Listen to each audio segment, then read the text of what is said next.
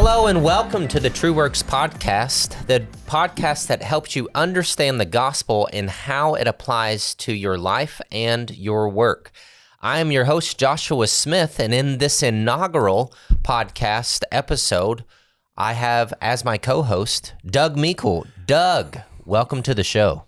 Yeah, great to be here. Thank you for your exuberant introduction. I'm glad your energy is high today. I have to bring it up just so that we can balance one another, Doug. What? You're saying I'm low energy? Well, let's get on to the episode. Let's get on to the episode.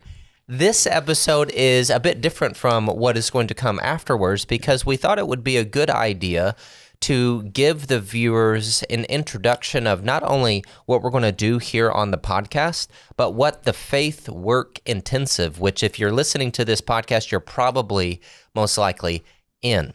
So, Doug, you've been doing this for now going on 6 years. 6 years, yeah. So you have some experiential personal knowledge. I do. I have personal knowledge of this program. Yeah. And you've seen several different cohorts. Each year brings a different cohort. Yeah. So just by way of introduction, what are some broad outline things that you would say to those who are just beginning this journey and wondering what they got themselves into? What did they get themselves? Yeah. Well, I would say we've had about 100 people through this program now. And there's maybe 2 or 3 high-level lessons that I think, or things that I've observed. I don't know if I'd call them lessons, things that I've observed. The first is that people, we get some great people through this class. And of course, that's partly because it's sort of a self-selection. It's a self-selection in the sense that there is some work involved. So it's the folks that are prepared to do that work that show up and do the class. And they come here because they come and do this class because typically they are working and engaged in work, and that work can be also in the home. We have several homemakers of both male and female that have been through the class, and they're there because that work, whatever it is, whether in the home or in the kind of broader workforce, is important to them. And they have the sense also that work probably is important to God. And they have a sense also that those two things need to kind of come together somehow, and often it's sort of an itch in the back of their mind that they just can't seem to scratch, that they can't seem to satisfy that desire. So deeply personal and individual, like people trying to pursue, as you said, this itch, trying to satisfy this itch, and can't find really any kind of other resource to do it. And I think so. That's one element. I think also, if you were to ask me kind of more broadly, I think that partly that desire is created because we live in a world where the kind of sacred secular divide is kind of built into the fabric of everything that we do, and it's also been built into the fabric of everything that many of the people who do this class have been taught. And ultimately, one of the goals of the class is to kind of completely break that down, because that's partly the source of the dissatisfaction. People arrive at this class oftentimes because, hey, I really want to do something. I have this kind of deeper calling to both my work and my life, and I think it's something to do with God, but I want to figure that out, and I want to figure it out together with a group of people. And one thing that causes that longing is that sacred secular divide. I have this orientation towards God. I've committed my life as a Christian, but how do I work that out in the world in a way that kind of honors those commitments and honors the commitment that God had made towards me and the redemption of the world? Those thoughts, if you like, manifest themselves in this desire to bring life together into one coherent whole. Yeah.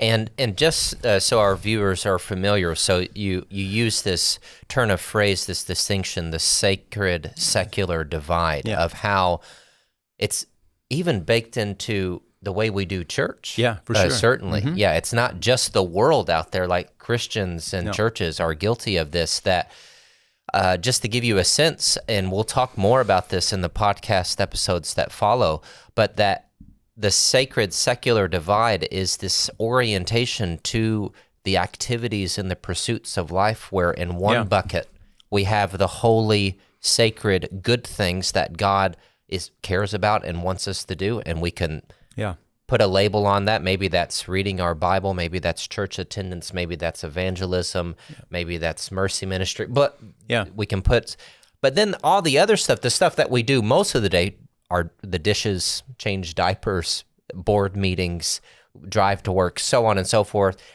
He doesn't want us to be mean about it, but he's not particularly involved or caring about that.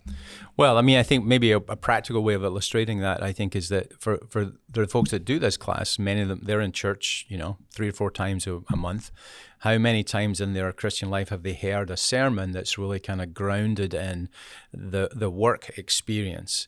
Not just simply, how do I have the water cooler conversation with my unbelieving friend, but the nature of my work. Does God care about it at all? Does it have any meaning, or am I just waiting? Or am I just hanging around till Jesus comes back? Or can I do something that today, in this moment, has some kind of eternal significance? And I think that many of the people who do this class have that longing, but they don't know how to articulate it, or they don't know how to describe it.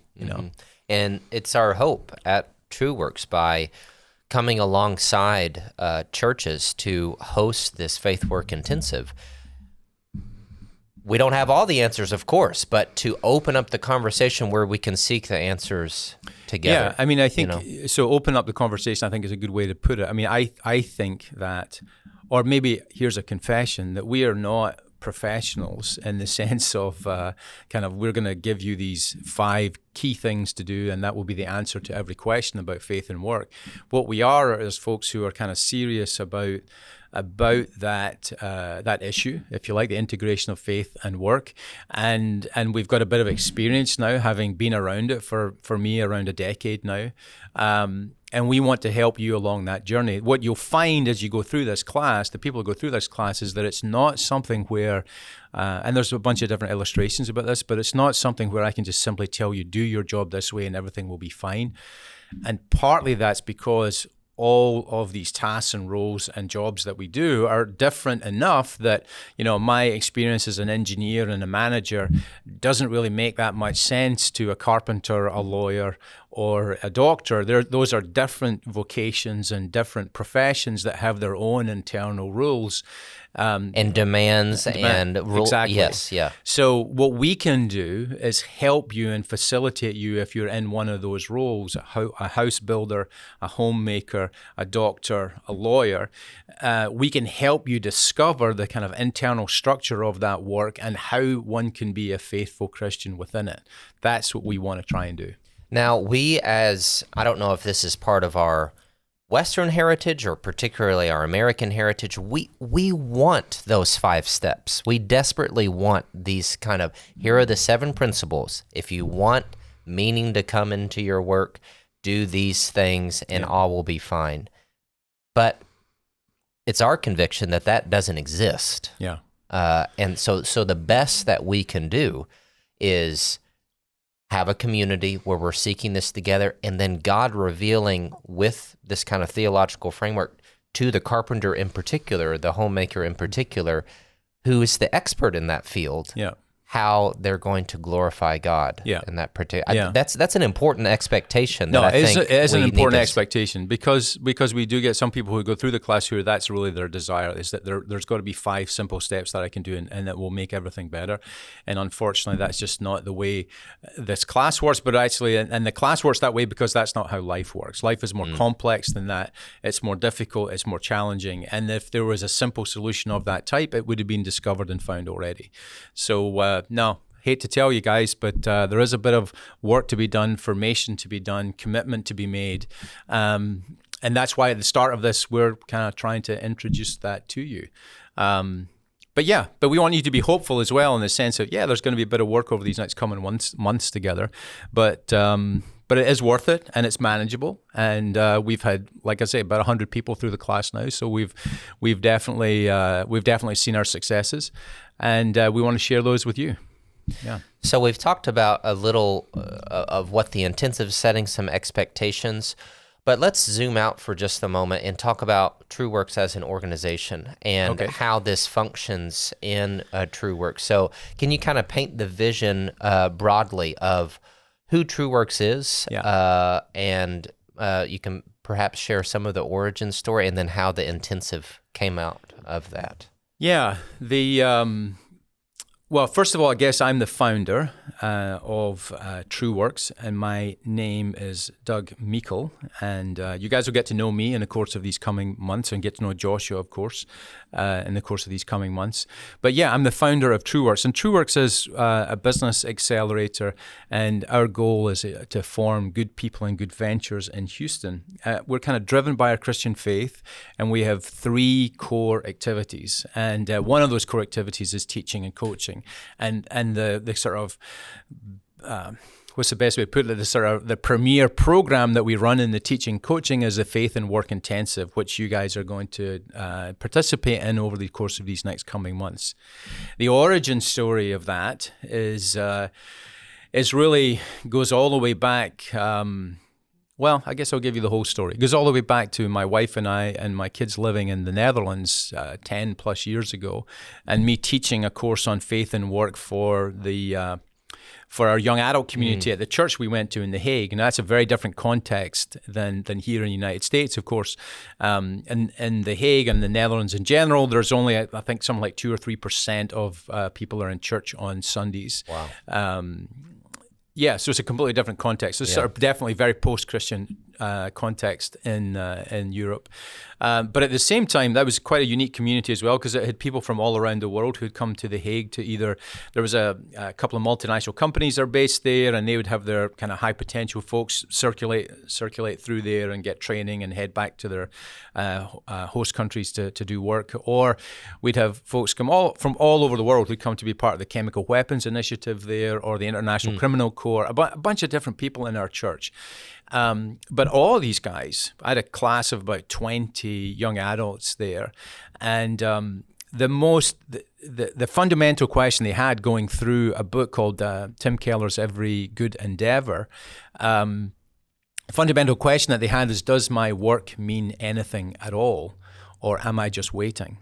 So here are these group of people that are kind of, in their 20s and 30s that are very highly credentialed, hardworking people putting 8, 10, 12 hours a day into their job that generally they love, but they still have this issue about, hey, is what I'm doing, is it really worth anything at all? Yeah. Now, a stranger thing happened. I did that job for about 5 years, came back to Houston and ran a business here in Houston. And in that role, I had the time, at that time I was at First Presbyterian Church here in Houston and ran a similar course for them. And crazily, or at least it felt that way at first, is that the same cohort of people, 20s and 30s, in Houston, different content, different social context, different everything, but they had exactly the same question. Does the work that I commit to mean anything at all? Yeah.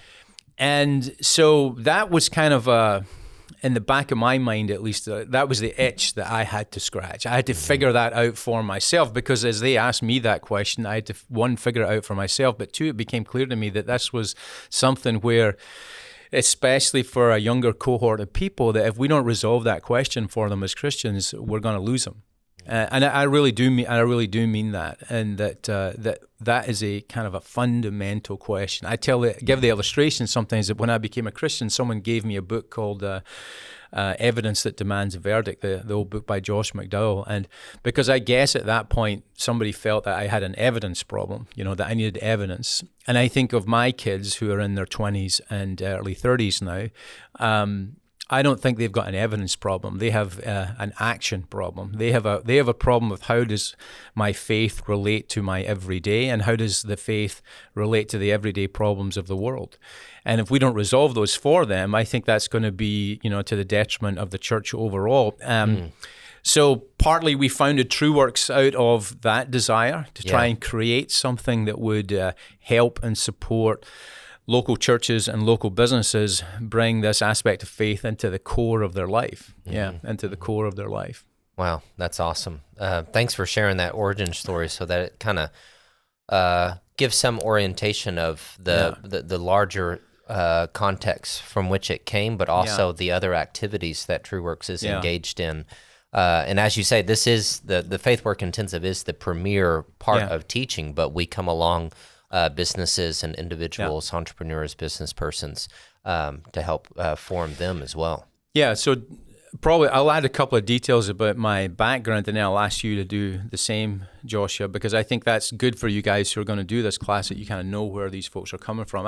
I'm an engineer by training, and actually, when I between the ages of 28 and 30, I went to seminary also as well. So I've got an engineering degree and a seminary degree. As I was trying to figure out, I had my midlife crisis when I was 28. So, but anyway, the You seem point to is, turn out just fine. Yeah. Is this fine though? I'm not so sure. Yeah, Anyway, yeah. but yeah. So I I'm did not that. asking your wife. No, do Yeah. not ask Karen whether everything is fine or not. But there's still work to be done there for sure. But so I had this kind of real decision to make pretty early in my life what I was going to do with it, because I had three choices. I always tell people I had three choices at the age of 29 or so. I could go be the associate pastor in my wife's hometown, which would have had its own unique challenges. Or I'd been accepted to do a PhD at a program at Reformed Theological Seminary here in the United States.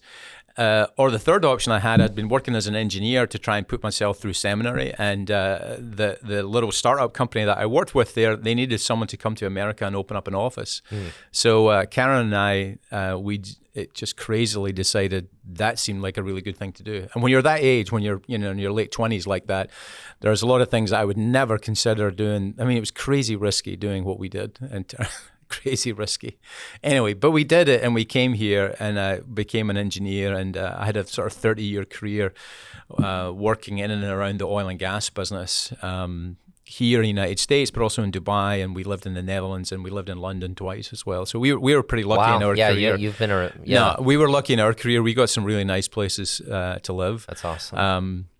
But towards the end of that, it just became clear that I wanted to do something. That calling that God had in my life when I was 25 or 26 or so, I felt totally unprepared to do that when I was 28 or 29 and leaving seminary. But now I feel what we're doing in TrueWorks, I just feel completely prepared. I feel that these last 25, 30 years have produced, I hope, a kind of portfolio of experiences and a little bit of learning that is now worthy of sharing.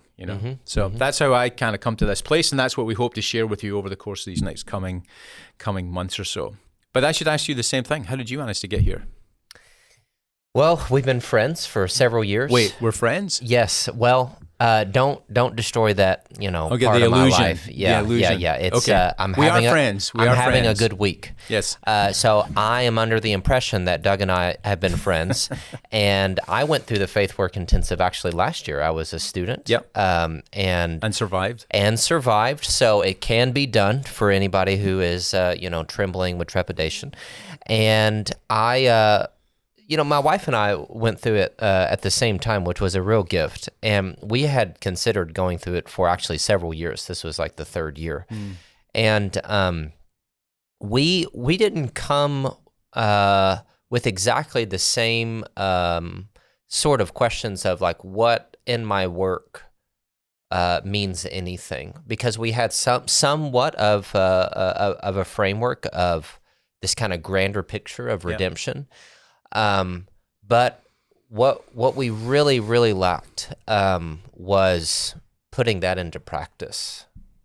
So we had, so to tell you a little about my background, I've been to seminary. As a young man, I was converted to Christianity and thought I was being called as a pastor. So went to Bible college and quickly got taken up by a love of philosophy and articulating the faith to a quickly changing post-Christian world, and helping the church articulate itself and really understand what it already believes. And went to seminary, went to further schooling. Now I'm at Rice, hopefully for not too much longer, for good reason. Hopefully I will graduate with my doctorate in philosophy, hopefully soon. But we came to this class because we wanted to see how to, we were kind of always in the ministry bubble, in a sense, because we had been in seminary.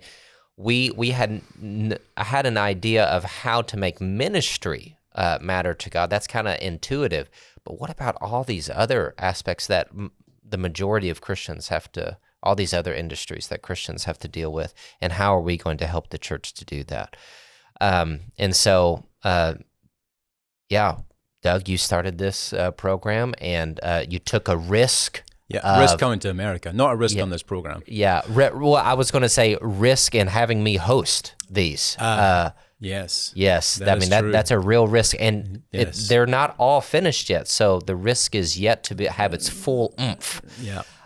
So here I am, and having a good time and helping people understand the bigger story of redemption that God has for them in their particular places. Yeah, and I think we'll move on and talk particularly about the course in a minute. But I think that one other lesson that you just brought to mind there, I think that has been kind of surprising to me a little bit, but many of the people who go through this class, because of the nature of it, we kind of introduce them to kind of people from the church over pretty much its entire history. We get all the way back to the 4th and 5th century, through the Middle Ages, into the Reformation, of course, then on into the kind of Puritan period here in the United States, and into the 20th century and now 21st century. So you get this sense that one of the things that's been quite surprising for me is several people have said that it suddenly opens up this great kind of resource, this great treasure box of what the church has in time. And you also realize that many of the challenges that are faced by the church today are not new. They're essentially Precisely the same challenge again and again and again. This is not new. Well, first, nothing surprises God, but in particular, church history, and then in biblical history. Yeah. I just finished in my quiet time reading through Daniel, and Daniel is in a foreign land. Yeah. And he is having to trying to be faithful, and is faithful to Yahweh in a culture who doesn't give a flip about Yahweh. No, don't care about it. And this is this is not even in New Testament church. And it's like, this has always trying to figure out where the rubber hits the road, where faith is incarnated and materialized in our everyday activities. Yeah. This has been a challenge for God's people forever. Yeah. Yes. Yeah, and I think one thing that's relieving to me. No, sure. Yeah. It's like, this is not a new puzzle that we need to figure out. No, it's not a new puzzle. And, I think that the basic posture that we have to take is the posture of, actually, the biblical history is the posture of exile in a lot of ways. This is not, we don't live in Jerusalem, we live in Babylon, to use the biblical metaphors, is that we live in a place where the culture is set against us, but we have to find a way of flourishing. We have to find, it's like the part in Jeremiah 29, isn't it? 29, kind of the first few verses there, it talks about for the good of the city and flourishing. Yeah, before 29:11. Yes, right? before 29:11. Yeah. Where that's where it talks about, for I have a plan for you, a plan to prosper you and give you a future. The part before that's about, okay, what should your posture be in this exilic place? But we should talk specifically about the class, I guess. So they'll get a good sense in this course you will get a good sense in the course of this history, because one of the texts goes through Christian history. Yep. But also we pick particular texts from Augustine, from the Reformers, and it's amazing how, in many instances, how refreshing and modern, especially Augustine. Yeah, how relevant they are. Yeah. Yeah, and the main point is, you're going to hear all these names probably you've heard to some extent before, but we don't want that to sound kind of intimidating for you guys, because we feel the reading list is going to look long, but it's something that's manageable. You can get your way through. Like I said, we've had 100 people through this class now. We've got we all survived. We all survived. Yeah, so there's no casualties. No casualties so far, but you all managed through the reading, and if you're a little bit organized with that, it doesn't need to be as intimidating as it looks. And there are some other things that we go through in the course, all contributing to trying to form us as individuals in a community. And one of those other aspects are the devotionals. There are several different kinds of devotionals, some reaching back really far into church history, the Lectio Divina, and then some that have been written by contemporary authors, all designed for you to ask the personal, individual questions that we can't always get to in the class discussion of how does this text, this idea, this scripture integrate into what your vocation is, what your calling from God is, and then to help. How I really think about it is there's this communal formation component that really occupies our time during our communal meetings throughout the week, but then there's this individual formation time that the Spirit wants to do in the individuals that are taking this course. And that happens a lot during the devotional time. And so these are, that's part of the course. And we don't always get to talk about those during the course, but they're part of what we assign to them. Yeah. And alongside that, there's a few audio resources as well. You'll often, not every week, but quite often, you'll have a sermon from Tim Keller that illustrates the points of that week's reading, and maybe that brings up that the program itself that we do here is based on the Redeemer City to City program, the Gotham project. That's our Gotham Fellowship that's in New York's. Our program is based on that, and it's licensed from there, but it's got its own twist. We're maybe about 20% different than them, and that's pretty typical in the several places around America that you can do this type of class. This has been replicated, but also contextualized. Exactly. There's, I think, 15 plus places in the United States that do this. So there's also that broader community, that faith and work community that you guys are going to participate in and be a part of. And then also the True Works podcast. The podcast that you're listening to is a response to feedback that we do every year. How could we improve? And one of the things we got a year or so ago was a clear theme about the more resources that we can give that are audio. We try and design these things to be around 30 minutes long. They're 30 minutes long because that's the typical commute in Houston. You can stick it on in the morning on Spotify and then complete it on the way home at night. It's something that you can hopefully consume pretty easy.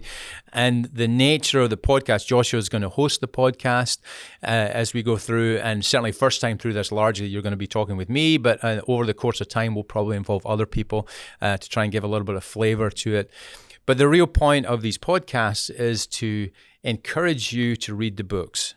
So what you're not going to get from the podcast is a replacement for the books, but what you're going to hopefully get is a little bit from us who have now read these books and have done this course a few times to try and give you a sense of, okay, why should you pick up St. Augustine's Confessions? That might seem like it's a very intimidating book, but hopefully we can give you some motivation to do that, and also share some stories of folks who have gone through this in the past and have been able to take great comfort and challenge out of that book, for example. Just a general framework, some pointers orientating us with these authors that sometimes more than a millennium separate us. But it's impossible to be a replacement, and it's not intended to be. It's not intended to be replace the reading. So ideally, a fellow or a student who's going through the program listens to the podcast, and then that dives into the book. Yeah. That's kind of that's how we're imagining this. So hopefully you'll find that helpful. And importantly, finally, we do have happy hours occasionally. Yes. We try to have social events. This is the lifeblood of our group. Let's be clear. I'm not so sure about that, but but we have some social outings. Maybe your lifeblood in the group. Yes. Listen, with two little kids and one on the way, it is my lifeblood. Yes. So, the point there is that we try and do social events to get us together, happy hours, get-togethers, Christmas party, that kind of stuff that try and builds the community through the year. But again, you're part of a community now that's 100 people strong, more than 100 people strong now, and you'll find that those folks are your tribe. You'll be with those folks and think, these guys get it. They know that longing of my heart to integrate my faith in my life, and those guys know what that's about. So I think that's one of the neat things you'll find over the course of the next few months. And because it's extended, right? I mean, this is over several months, almost the greater part of a year. Not only do they understand you, but things are happening in this, 9-month period, and you get to pray for those in your cohort, celebrate things with those in your cohort. Yeah. It really is a beautiful thing. Yeah. Well, it's we have had for Karen and I, my wife and I, we've just had such a great time being around folks who are trying to form and shape themselves in the faith, but also form and shape their careers.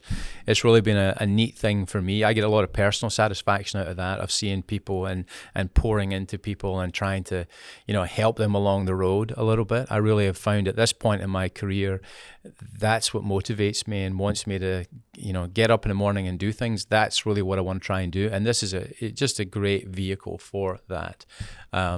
So hopefully you'll find that in the course of the next few months, you'll really enjoy the time that we spend together. Hopefully you'll get used to Joshua's goofy sense of humor. Hopefully you don't. Yes, I was about to say, I never have, but you might, you never know. Maybe you'll do better than me. That's why we're so good for one another. That's why I'm so good for you, Doug. Yes. Okay, fair enough. I'm just going to leave that as it is. And that's a great part, a great moment to end this first inaugural episode. Hopefully, this has been helpful in orientating you of what is to come in our podcast series. I am your host, Joshua Smith, and this has been my co-host, Doug Meikle. Thanks for joining us, and we will see you next time on our podcast. You can find the podcast on all platforms, or if you want to visit us on our website at trueworkshouston.org. Thank you so much.